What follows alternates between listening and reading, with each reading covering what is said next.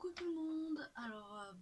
Aujourd'hui je vais vous présenter cet album que j'ai fini il y a pas mal de temps.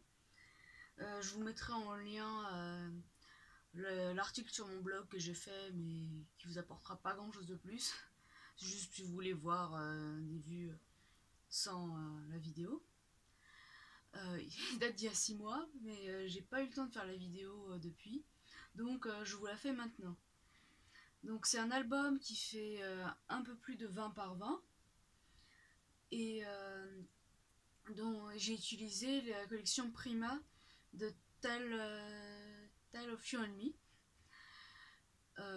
J'ai utilisé le pad 20 par 20 et le pad A4. Il me reste quelques feuilles et des chutes que j'utiliserai pour décorer cet album quand je rajouterai les photos. Vous pouvez voir qu'il est assez épais. J'ai mis 1 cm entre chaque page pour pouvoir mettre de beaux embellissements et sans qu'il s'écarte trop, comme on peut le voir sur certains autres albums. Alors, hop, je vais me voir. J'ai fait la bêtise de faire un double nœud, voilà. Et voilà. Donc, alors c'est essentiellement des rabats et des pochettes que j'ai fait pour pouvoir mettre des tags. Et la majorité des rabats sont tenus par des aimants. Donc là, une peau avec un grand tag. Voilà.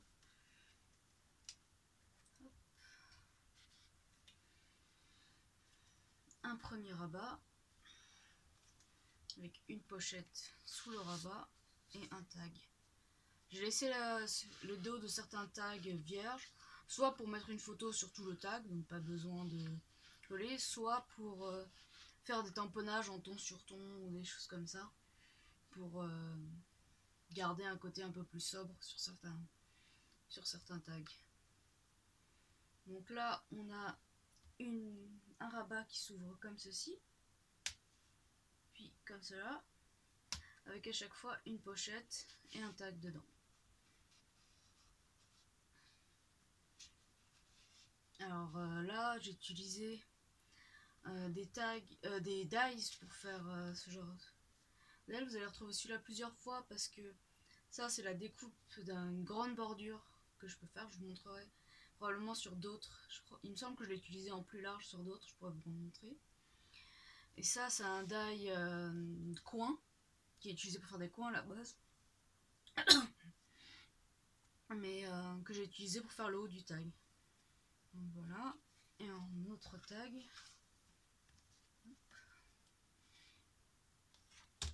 Non, je vais être hors du champ là. Voilà, comme ça. Ici, qui viennent se mettre dans la pochette là. Donc, comme vous voyez, celui-là déborde un petit peu si je le range pas bien. Ou même quand je le range bien, il déborde un petit peu. En fait, voilà. Alors ici, une shaker box en cœur qui est laissée non collée sur le dessus pour pouvoir glisser un tag. Ah non, j'ai cru que c'était un livret, mais non. Ça fait longtemps que je l'ai fait, donc je me souviens plus de tout. Donc après 2 rabats qui s'ouvrent comme ceci, comme cela. Alors ici j'avais laissé ouvert pour une pochette, mais l'album pouvant déjà contenir jusqu'à entre 150 et 200 photos telles quelles, je me suis dit que c'était peut-être pas la peine de faire un tag, je le ferai si jamais j'en ai besoin quand je le remplirai. Donc voilà, alors là, 2 pochettes. Avec, pareil, je crois que le die dessus c'est un die coin de chez Marine Design. À vérifier. Et là, c'est ce dont je vous parlais tout à l'heure. Tout à l'heure, on avait un tag étroit, donc je n'ai gardé que cette partie-là pour la bordure. Là, et là, vous avez le die en entier pour un tag plus large.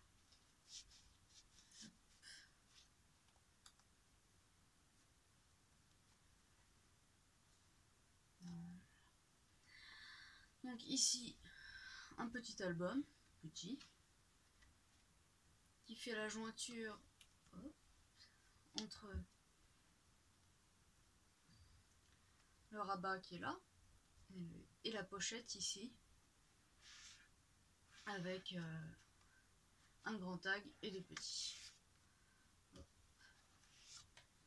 J'ai aussi utilisé les... Si vous connaissez Prima, ils font toujours des collections avec des petits blocs d'ATC journaling. Je vais vous montrer là, comme celui-là. Ça, c'est celui d'une autre collection, Royal Ménagerie.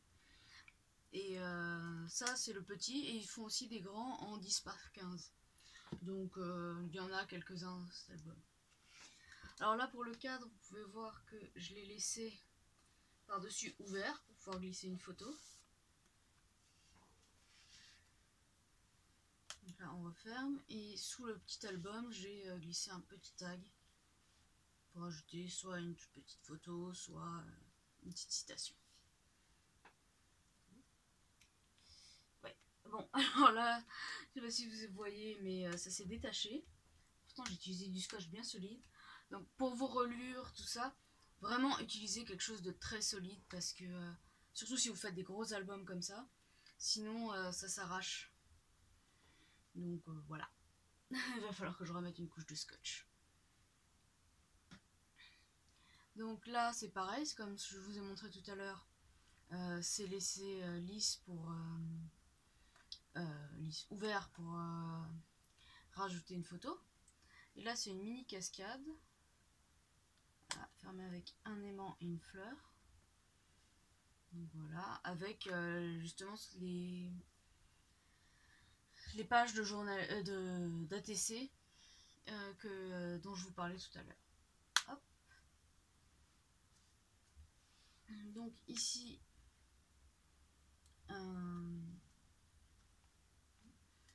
deux nouveaux cadres ouverts, que je puisse mettre des photos, qui s'ouvrent comme ceci, avec deux tags dans des coins. Celui-là me paraît plus épais. Peut-être utiliser du papier plus épais. Et celui-là n'est pas recouvert de ce côté-là. Et dans ces albums-là, laissez quand même de la place en épaisseur pour ajouter vos photos, parce qu'une fois que vous aurez ajouté vos photos, ça vous rajoutera une couche en épaisseur en plus. Donc c'est des petites choses auxquelles il faut penser quand vous concevez vos albums.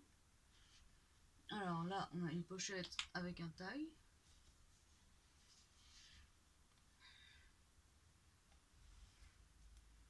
Ici, j'ai 3 rabats. Le premier tout simple, deuxième aussi. Et sur le troisième, j'ai mis une pochette avec 4 petits tags pour pouvoir rajouter des photos. Alors, cette page-là, elle se déplie plusieurs. Donc le premier, c'est un rabat d'une pochette avec juste un grand tag.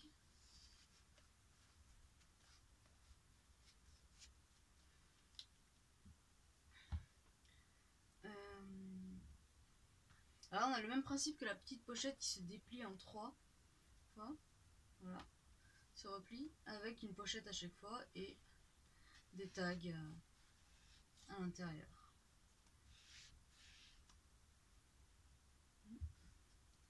Alors là, je vais sortir. Oups, j'ai pas repris celui-là.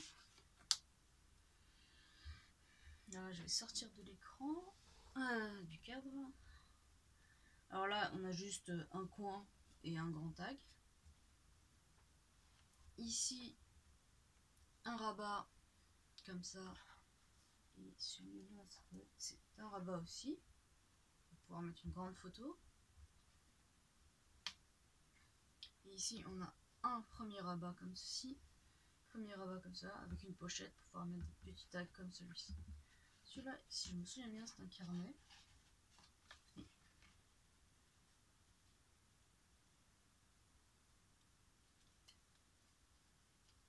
Ah oui, j'avais mis un petit aimant, c'est pour ça qu'il y a l'image.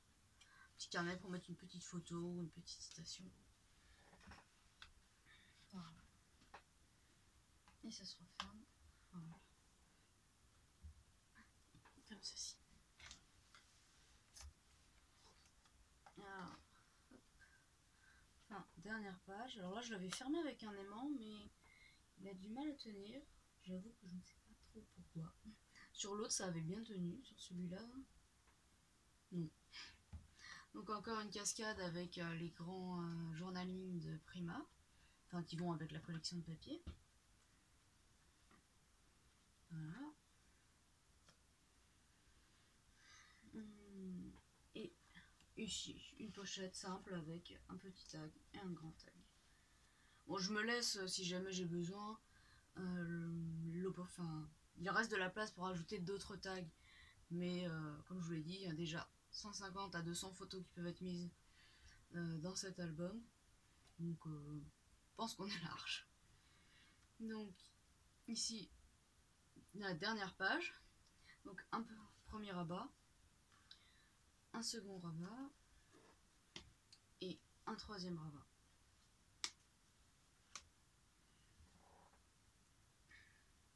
Enfin, une dernière page avec un grand tag et un coin. Je sais pas si j'ai bien fait d'utiliser ce coin là parce que ça fragilise, enfin il est très fragile et j'ai peur qu'à force de manipulation ça se déchire. J'aurais peut-être dû le doubler en le collant sur un papier unique. Voilà. Bon, bah, j'espère que ça vous aura plu et n'hésitez pas à me laisser vos avis en commentaire